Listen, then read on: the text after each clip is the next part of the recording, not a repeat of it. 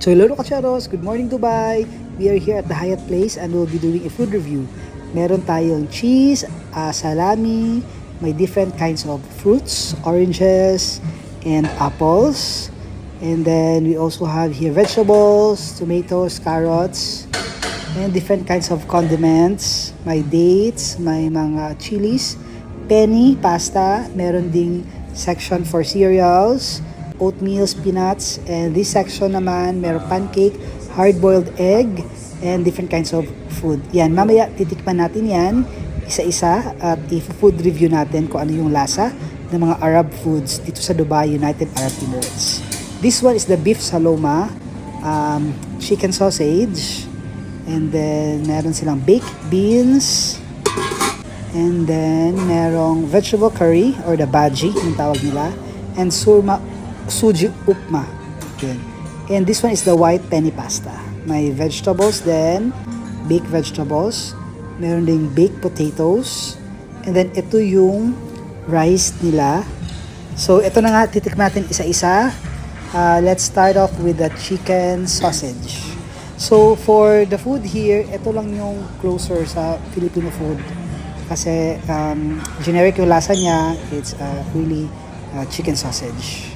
Yan. And then, ang next na titikman natin is yung beef saloma. So this is a beef. Napansin ko, very tender siya, ang lambot niya.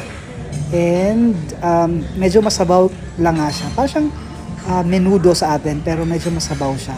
So may carrots din siya and potatoes. So nang tinikman ko siya, masarap naman siya. So yan talaga yung pinaka main meal na kinain ko sa food breakfast review for today. Ayan. Very tender din yung potato. And then ang next na titikman natin is yung suji upma.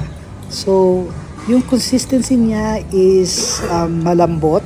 Para siyang maha blanca sa Pinas kasi may corn din siya pero hindi siya sweet. Ayan. So basta yung texture niya is malambot siya. Sorry but hindi ko siya masyadong gusto. Pero yun nga, para siyang maha blanca, less the sweet. Ito naman yung pav na tawag nila dito is yung soft na bread. Yan. And true enough, it's very soft. Yan. Masarap naman siya. Although blunt lang yung lasa niya. But para din siyang bread sa Pilipinas. Itong next na titikman ko is the vegetable curry. Ito naman, medyo spicy siya and sorry but hindi ko talaga siya gusto kasi medyo madami siyang mga herbs and spices na nandoon. Next is yung baked beans. So ito naman, para lang siyang yung Hans pork and beans. So okay lang siya. Okay, we're done with our first plate and our second plate. Ito naman yung ating white penny pasta. So for this one, I like it kasi parang Filipino taste lang din siya. Masarap siya. Actually, yun yung naparami ako ng kain for the white penny pasta. And itong rice nila, so this is the biryani. Meron siyang mga vegetables na kasama. Yung texture niya is, since mahaba yung rice niya, pag i-taste mo siya, talagang very full siya sa sa mouth mo. Next plate naman is itong croissant. So medyo matigas lang yung croissant dito and medyo burnt siya.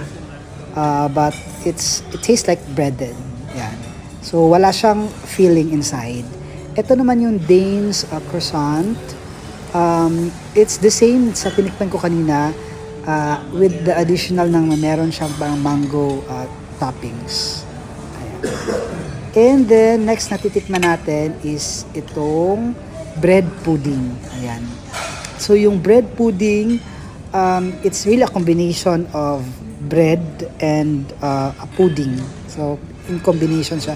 Hindi siya masyadong matamis although meron siyang naka-toppings na white sauce.